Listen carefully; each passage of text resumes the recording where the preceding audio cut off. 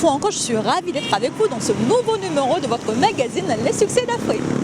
Installez-vous confortablement, attachez vos ceintures et nous décollons.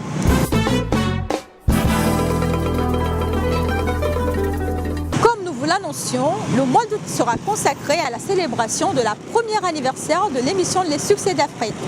Oui, votre magazine Les Succès d'Afrique souffle sa première bougie.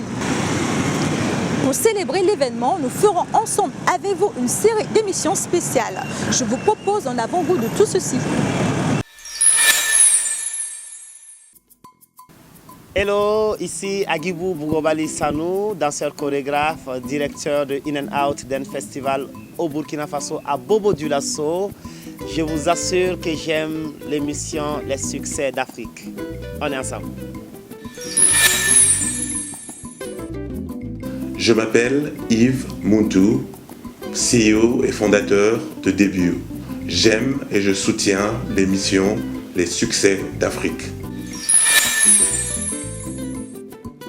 Bonjour, moi c'est Steven Af. Retrouvez-moi dans Les Succès d'Afrique, une émission top, une émission de haut niveau, une émission qui révèle les talents de l'Afrique, une émission qui nous dit que demain sera meilleur. Famille, c'est Kevin Dieudonné, Succès d'Afrique, moi j'aime. C'est une émission que j'apprécie beaucoup parce que côté qualité, montage et tout, l'équipe est assez dynamique et sensationnelle. Rendez-vous sur la chaîne du futur, ne ratez jamais Succès d'Afrique. On est ensemble et c'est pour ceux qui bossent. C'est Dieu qui est fort. Je suis très contente de vous recevoir chez moi dans ma petite intimité. Et mon souhait est que Succès d'Afrique aille toujours de l'avant. C'est une émission que je viens de découvrir. Et ça va davantage propulser c'est pas forcément les journalistes, tout ce que vous prendrez, tout ce que vous aurez à cette émission, ça va contribuer à propulser, à émanciper et à faire davantage progresser l'Afrique, parce qu'on a toujours tendance à montrer le côté péjoratif de l'Afrique. Et Succès d'Afrique là, il faut que l'émission perdure, que ça aille de l'avant et qu'après ça, que ce soit Succès d'Afrique plus. Je suis Fall Touré, je suis styliste, j'aime l'émission Les Succès d'Afrique. Moi, c'est Ibrahim Yanou, l'international burkinabé. Oui, j'aime les Succès d'Afrique. Je m'appelle Afia Mala et j'invite tous les téléspectateurs à regarder Succès d'Afrique sur LCF tous les lundis à 18h50. Ciao! N'oubliez surtout pas, l'Afrique c'est toi, l'Afrique c'est moi, l'Afrique c'est nous.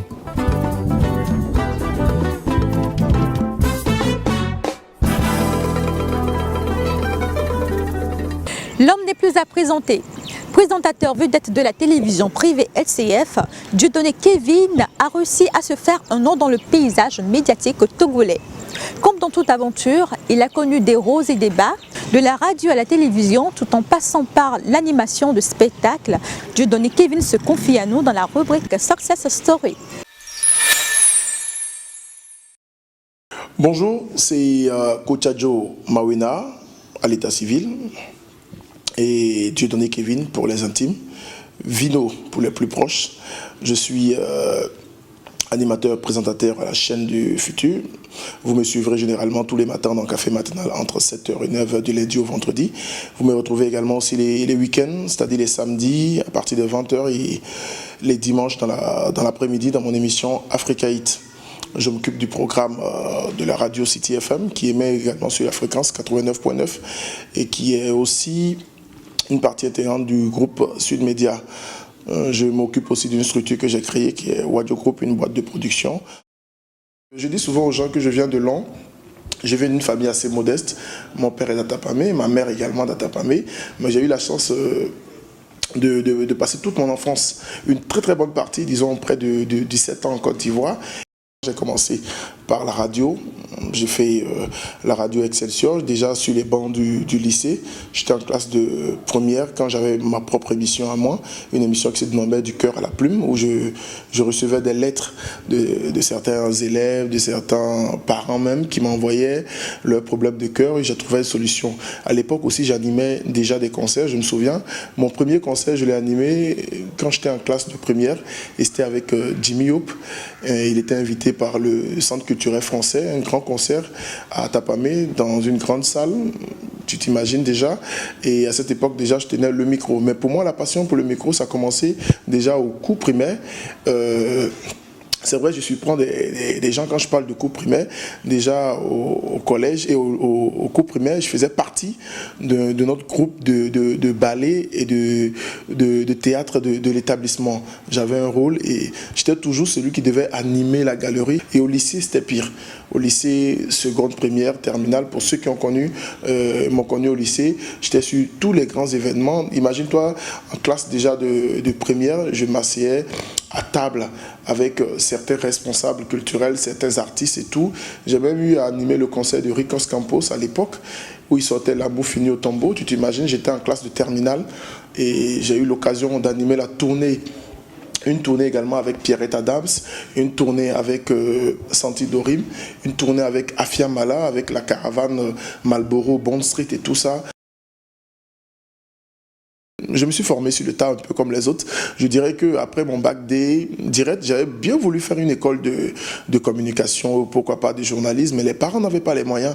Donc moi j'optais pour le Sénégal et tout, mais je me suis dit j'aurais pas cette chance. Et comme je faisais déjà de la radio à Atapamé, sur la radio Excelsior, j'ai poussé, je me suis retrouvé encore en Côte d'Ivoire. Et là c'était parti plutôt pour une formation de DJ. J'étais DJ à Talakou, dans les boîtes de nuit, j'ai travaillé dans plusieurs clubs, j'animais les soirées.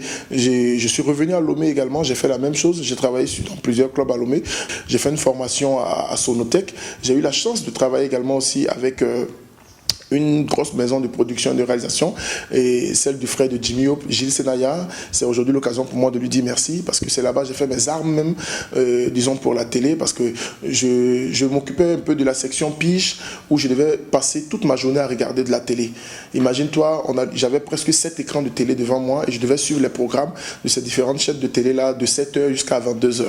Donc je passais mon temps à suivre des émissions de musique et tout, et attendez-vous bien, à l'époque déjà, je suivais beaucoup sur la TV7, il y a un animateur que je salue au passage, qui est maintenant du côté de Paris, Coolface. C'est quelqu'un qui moi m'inspirait au départ, hein. Je voyais ces gars animés et tout, je me disais, je peux faire encore mieux, le jour où je vais arriver à l'écran, je pense que je vais déchirer. Et c'est l'occasion de remercier le premier promoteur de cette chaîne de télévision. Je vais parler de son excellence Pascal Akousoulé-Lobodjona, que moi j'appelle toujours mon père spirituel, parce que c'est ce monsieur-là qui a eu foi en moi et qui m'a mis à la télé. Il ne m'a pas fait passer un concours, il ne m'a pas recruté parce que je suis du nord, je suis du sud, de l'est ou de l'ouest. Il avait juste besoin d'un technicien animateur qui pouvait gérer une radio à une époque où il était en train de créer, installer une structure pour permettre à la jeunesse de s'épanouir. Et là, je suis allé postuler comme tout le monde. Et il a vu en moi quand même quelqu'un qui, parce que je me souviens la première fois que je l'ai rencontré, il a demandé, j'étais même, je ne savais pas que même j'allais le rencontrer. Moi, je passais dans le quartier, on m'a dit, voici, voilà, et j'ai débarqué. Il m'a reçu, j'étais débraillé et tout. Il dit, mais il paraît que tu as fait de la radio. Je dis oui, j'ai fait de la radio par le passé. Je suis technicien, je fais ça. Il dit, bon, est-ce que tu peux essayer? Il m'a mis à l'épreuve, j'ai fait ça. Il a dit, bon, c'est bon, viens dans la semaine, on va reparler. Et pour la télé, ça a été le même cas. Le jour où Olomide est venu le rencontrer, qu'ils veulent bien sûr, le promoteur du concert de Olomide qui doit faire une interview à Olomide pour faire un peu la promotion de l'événement.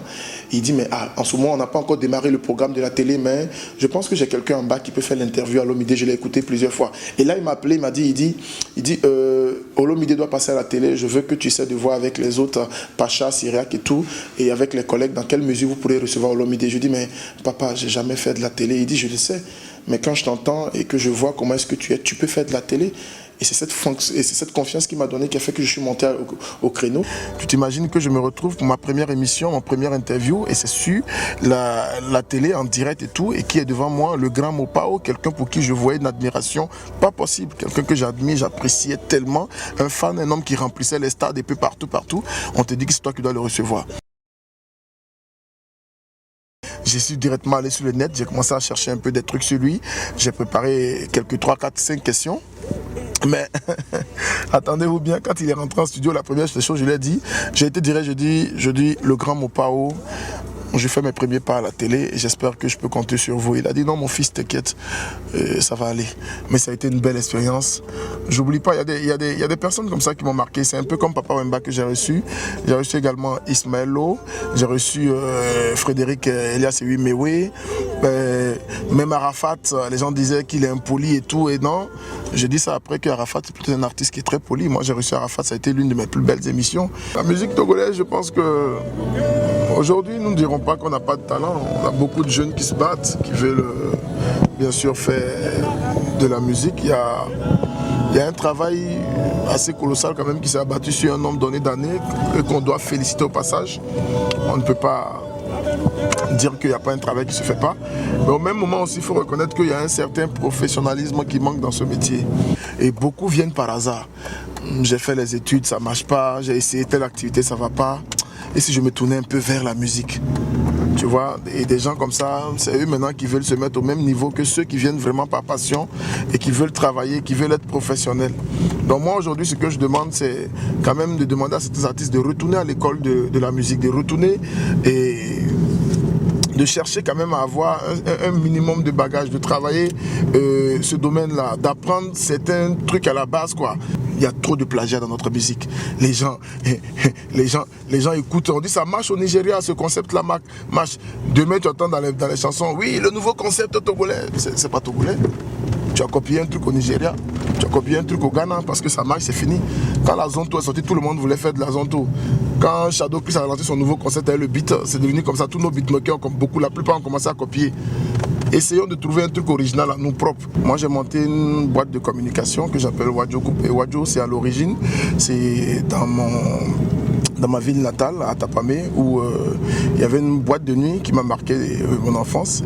Une boîte où, quand on était au lycée, on organisait déjà des soirées et tout. Cette boîte s'appelait Wadjo, donc qui veut dire en effet, viens danser. Je me suis dit, pourquoi ne pas rassembler autour de moi certains amis aussi qui sont passionnés de communication, des journalistes, des animateurs. Et là, il y a de cela 2 ans, j'ai essayé d'inviter quelques amis. Au départ, nous étions à peine 5. Et on a lancé la boîte de communication. On fait dans l'événementiel, on organise des conférences de presse, on gère des mariages, baptêmes, anniversaires, on organise même des concerts. Notre premier concert officiel pour le lancement de Wadjo s'est fait à Palimé, avec à l'époque un artiste que je manageais, Demonassi. Donc c'est un peu tout ça là qui a fait que les gens ont commencé à nous aborder pour les lancements. À mon actif, j'ai lancé plus d'une 15aine d'albums. C'est simple, mon accent ivoirien. Je l'ai plusieurs fois souligné dans certaines interventions.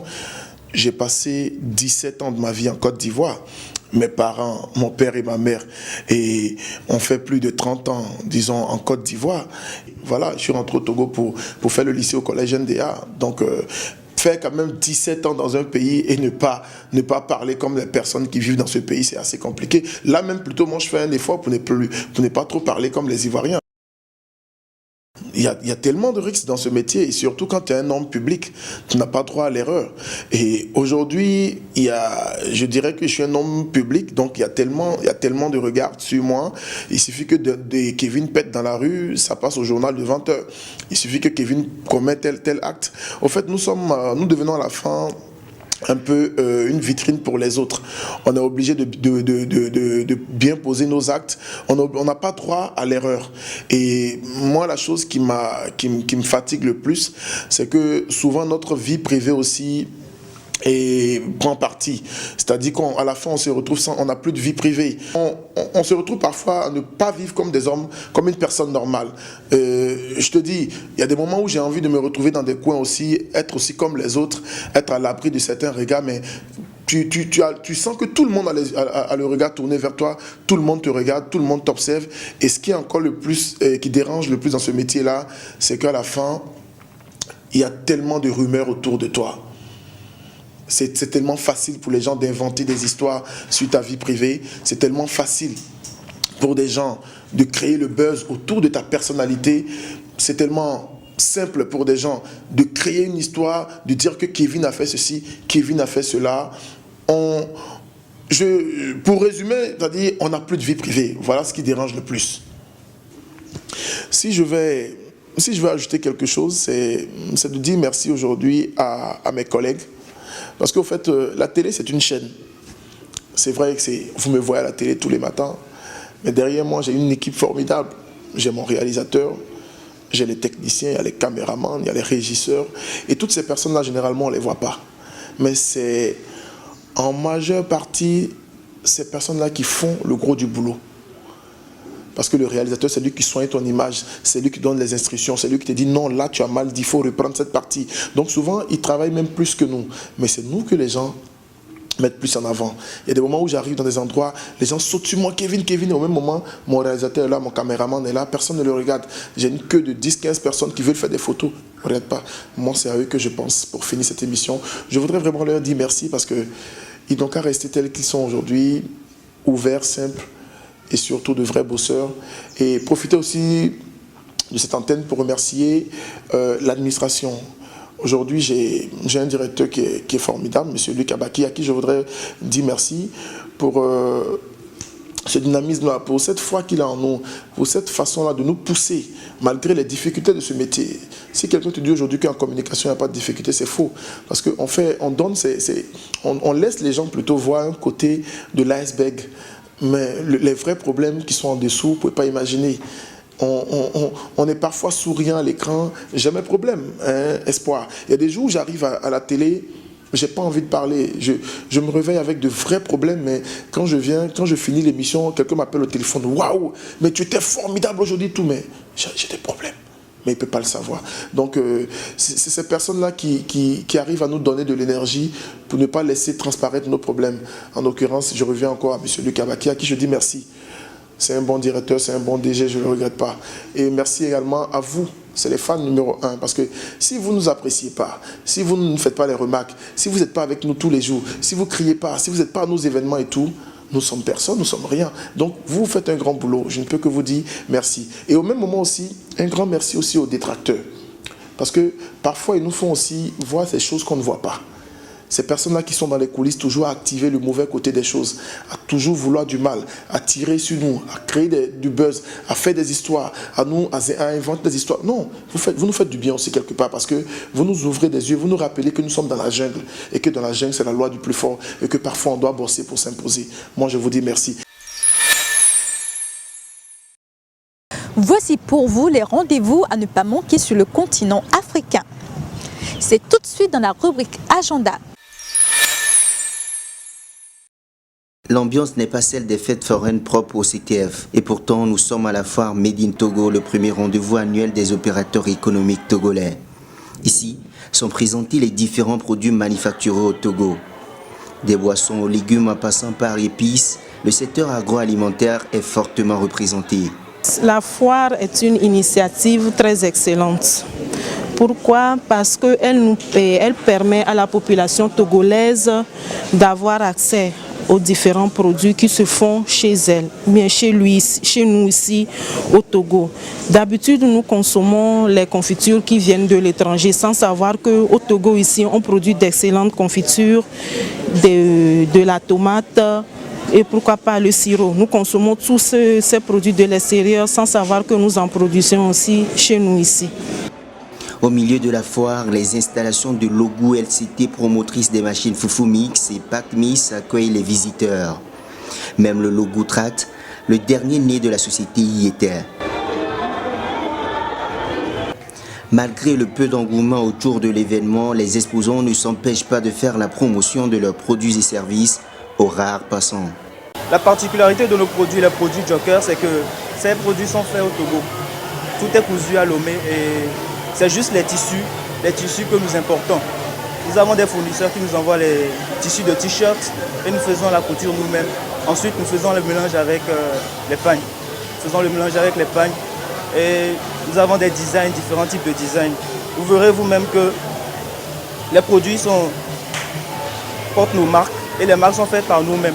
Nous faisons nous-mêmes nos marques, nous faisons nous-mêmes nos logos et les pagnes nous les achetons, les tissus nous les achetons nous-mêmes. Démarré le 22 juillet, la première édition de la foire Made in Togo s'achève le 2 août 2016 dans la capitale togolaise.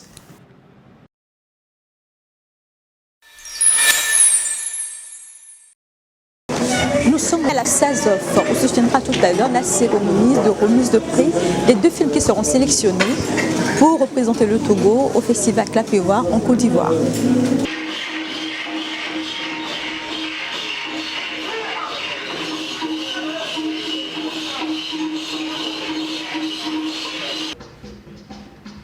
Il était très souvent accompagné de filles. D'ailleurs, lui n'était plus sourd. En 2014, les résultats du baccalauréat ont été proclamés.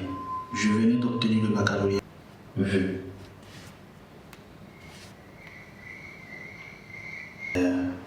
Sa mère venait souvent se plaindre chez la mienne. Chers amis, nous voici ici plein de belles promesses. À vous regarder, on sent que vous possédez le feu du talent, l'ardeur du métier et la magie de la création. Vous nous donnez envie de croire en vous. Grâce à la qualité de vos productions et aux distinctions nationales et internationales dont certains parmi vous sont honorés, le cinéma togolais, hier encore méprisé, est aujourd'hui très prometteur.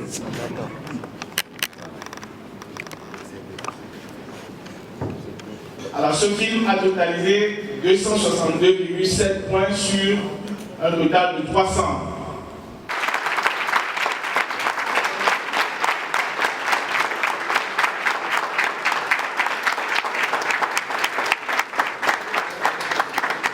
Ce film a totalisé 165 points sur 225.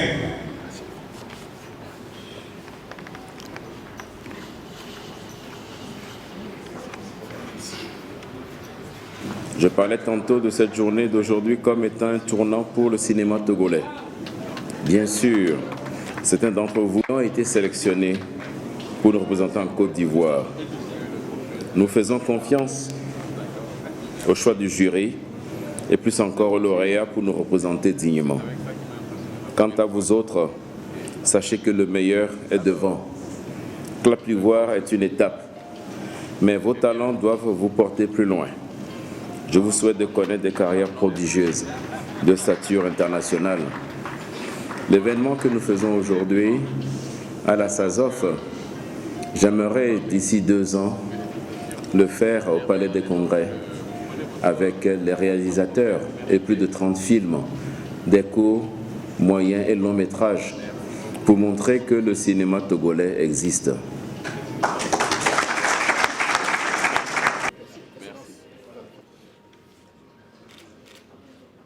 Et même si par la géographie et par la taille, notre pays peut paraître modeste, montrer sa grandeur au monde à travers vos films, fiction, documentaires, courts, moyens ou longs métrages, dites au monde quel merveilleux peuple nous sommes. Racontez notre histoire, racontez nos vies, racontez nos espérances, mais surtout notre détermination à bâtir une nation togolaise solide, belle et capable de contribuer en Afrique et dans le monde à améliorer l'humanité. Parlez s'il vous plaît des Togolais comme des êtres simples, humbles et rassurants, qui parviennent si souvent à se montrer extraordinaires. Ok, pour moi le festival Clap-et-Voir n'est juste qu'une étape à franchir et voir ce que je fais, jauger ma compétence. Donc c'est juste ce qui m'a poussé à passer la compétition. Voilà.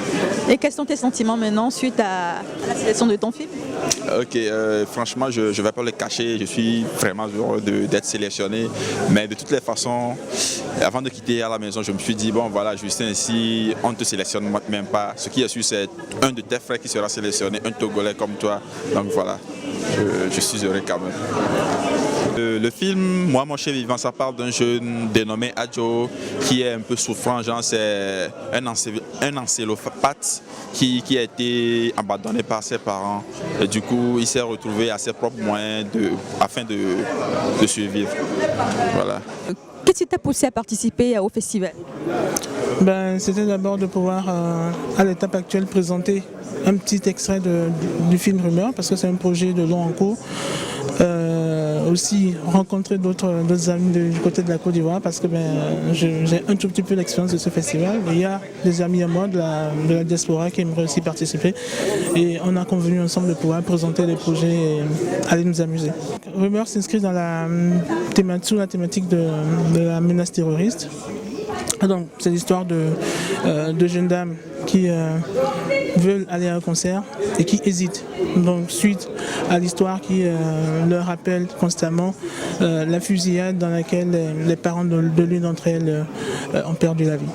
Il faut dire que ce n'est pas un film moralisateur. Nous, on présente comme point de vue des personnes qui en offrent, qui vivent autrement le terrorisme. Il faut dire que le but du terrorisme, c'est de pouvoir semer la panique dans le cœur de la population. Et c'est ce que nous essayons de pouvoir présenter et de dire au peuple, il y a malgré tout la menace, mais on va continuer de vivre. Le soleil continuera de se lever à chaque fois. Nous voici à la fin de ce numéro de votre magazine Les Succès d'Afrique. J'espère que vous avez aimé. Je vous rappelle que l'émission est rediffusée les mardis à 10h30 et les samedis à 15h30. Sur ce, je vous donne rendez-vous dans 2 semaines à même chaîne et même heure. N'oubliez pas, l'Afrique, c'est nous.